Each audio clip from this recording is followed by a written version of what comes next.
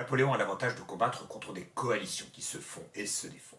Néanmoins, depuis 1803, l'Angleterre n'a jamais lâché. Et quand la Russie, à son tour, va revenir dans la guerre, ce sera, selon l'expression de Talleyrand, le commencement de la fin.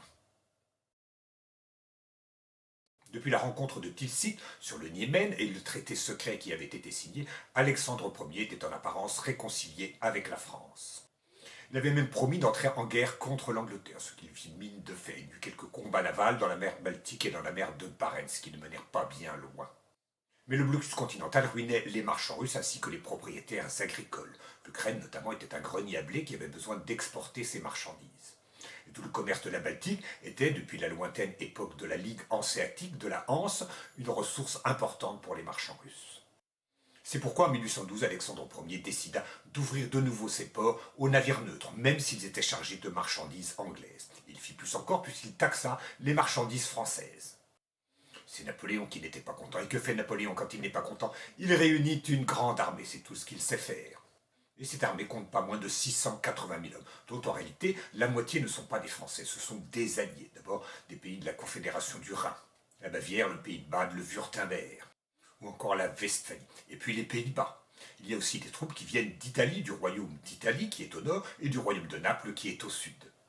Il y a même quelques Portugais. Et puis il y a bien entendu des Polonais qui attendent tant de Napoléon et qui ne recevront rien. Cette immense armée se mit en route et le 24 juin 1812, elle franchit le Niémen. Et que se passe-t-il de l'autre côté de ce fleuve? Eh bien, rien du tout. Les Russes pratiquent la politique de la terre brûlée et ils se retirent devant les Français, qui avancent dans un pays vide. Ouh, il y a quelqu'un? Non, il n'y a personne. La Grande Armée parvient ainsi à Vitebsk le 28 juillet 1812, et puis il y aura tout de même quelques batailles pour se distraire. D'abord celle de Smolensk les 16 et 18 octobre 1812. Là, les Russes sont repoussés, mais ils ne sont pas anéantis. Il n'y a d'ailleurs pas que des succès, et en fait la route de Saint-Pétersbourg, qui est la capitale, est coupée. Si bien que le gros de l'armée qui se dirige vers Moscou est assez isolé au bout du compte. Et Moscou, ce n'est pas la capitale de la Russie, mais c'est aux yeux des Russes une ville sacrée. Si bien que le vieux maréchal Koutouzov, qui commande les armées russes, décide de livrer bataille pour ne pas la laisser prendre sans combat.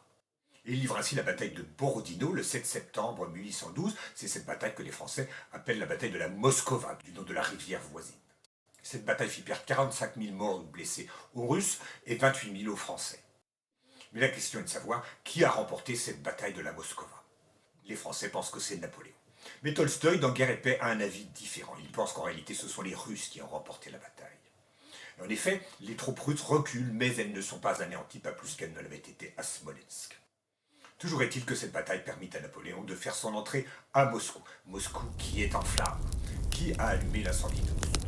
Traditionnellement, on dit que c'est le gouverneur de la ville, le comte Rostopchine. Mais en réalité, Tolstoï toujours lui fait remarquer que Moscou est une ville en bois, et quand ses habitants l'abandonnent, eh bien elle brûle. Il y a toujours un petit polisson qui oublie d'éteindre sa chandelle ou d'arroser un petit peu les braises du feu. Et tout brûle. Néanmoins, Napoléon s'installe au Kremlin d'où il peut voir ce spectacle tragique de la ville en flammes. Et là, il attend patiemment les offres de paix que sans aucun doute les Russes ne vont pas tarder à lui soumettre. Mais rien ne vient, personne ne vient, il est tout seul. Il s'ennuie un peu d'ailleurs.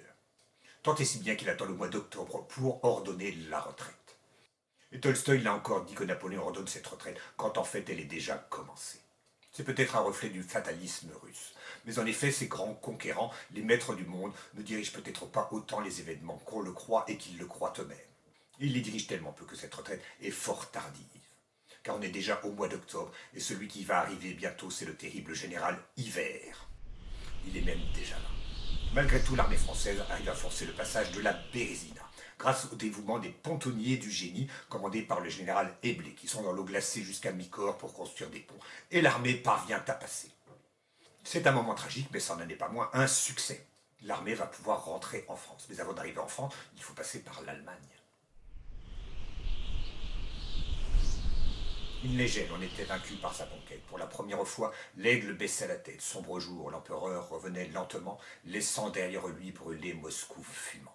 C'est ainsi que Victor Hugo décrit le retour de Napoléon de Russie dans les châtiments. Mais ça ne s'est pas du tout passé ainsi. Napoléon ne rentre pas du tout lentement, il rentre au contraire le plus vite possible. Il a laissé le commandement de l'armée à Murat, tout comme il avait abandonné son armée en Égypte et d'ailleurs également en Espagne. Il rentre confortablement installé, d'abord dans des traîneaux, puis dans des berlines bien emmitouflées, avec des moufles. Et s'il rentre aussi rapidement, c'est qu'il a eu vent d'une conspiration contre lui, dans laquelle trempe le ministre des Affaires étrangères, Talleyrand. C'est la conspiration du général Mallet qui a été ourdie à l'auberge du Soleil d'Or, qui se trouve rue de Vaugirard et dont le bâtiment existe toujours. Mais cette conspiration fut déjouée, le général Mallet et ses complices furent fusillés dans la plaine de Grenelle. Et ce qui est remarquable, c'est que Talleyrand, bien que Napoléon sût qu'il avait trempé dans cette conspiration, demeura ministre des Affaires étrangères. La Grande Armée est confrontée au terrible hiver russe, mais elle est aussi harcelée par les Cosaques. Les Cosaques sont de grands enfants. Ils vivent dans de grandes plaines où les distractions sont rares. Quand ils attrapent quelques soldats français tout grelottants, pour les réchauffer, ils les plongent dans des chaudrons d'eau bouillante. Tout cela pour dire que cette retraite n'est pas seulement un désastre, c'est aussi un calvaire. Et sur les 680 000 hommes qui étaient partis, seuls 100 000 parviendront en Allemagne. Ouf, bientôt la maison. Eh bien, pas du tout, car l'Allemagne a repris les armes. L'Allemagne, c'est égal la Prusse de Frédéric Guillaume III, qui a reconstitué son armée, mais qui est de plus épaulée par de nombreux corps francs patriotiques levés à travers tout le pays. C'est donc la deuxième campagne de Prusse. Napoléon remporte la victoire de Lutzen le 2 mai 1813 en Saxe, et celle de Bautzen en Saxe également le 20 mai. Mais son armée est épuisée et de plus en grande partie inexpérimentée, si bien que Napoléon demanda un armistice. Néanmoins, les négociations de paix n'aboutirent pas et la guerre reprit. Napoléon réussit encore à défendre Dresde les 26 et 27 août 1813. Mais il fut finalement vaincu à la bataille de Leipzig, qu'on a surnommée la bataille des nations, qui eut lieu en Saxe les 16 et 17 octobre 1813. En décembre 1813, les Alliés franchirent le Rhin et ils entrèrent en France au début de 1814. C'est une armée de 250 000 hommes à laquelle Napoléon n'a à opposer que 70 000 hommes. Ce n'est pas suffisant. De plus, beaucoup sont inexpérimentés et tous sont mal équipés. Les Alliés entrent en Lorraine, ils passent par Saint-Avold et par Metz. Napoléon remporte d'abord quelques succès, mais le recul est inévitable. D'abord à travers la Champagne, il y a la bataille de Brienne, et ensuite le combat de la Fère. Champaubert, Montmirail, Montereau, presque aux portes de Paris, où Napoléon tire lui-même des coups de canon. Et les Alliés marchent sur Paris, où ils entrent par Pantin, par Romainville, par Clichy et par Montmartre. Il y eut d'ailleurs des combats aux barrières de Paris, tout cela fit quand même 12 000 morts. C'est surtout à Clichy que les combats ont été violents. Mais le tsar Alexandre Ier et le roi de Prusse Frédéric Guillaume III purent faire entrer dans la ville. C'est le maréchal Marmont qui leur livra les clés de Paris.